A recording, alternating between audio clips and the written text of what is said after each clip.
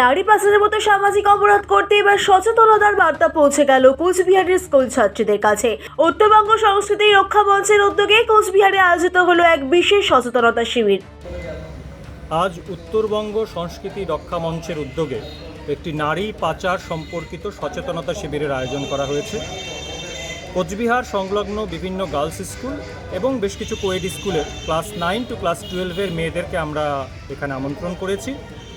তাদের সামনে নারী সুরক্ষার বিষয়ে একটি আলোচনা চক্রে চলছে। দেখুন, প্রায় দিনই আমরা বিভিন্ন থানায় যদি একবার খবর নিই, আমরা দেখতে পাই যে বিভিন্ন থানায় মেয়েদের মিসিংয়ের বিভিন্ন ডায়েরি হচ্ছে।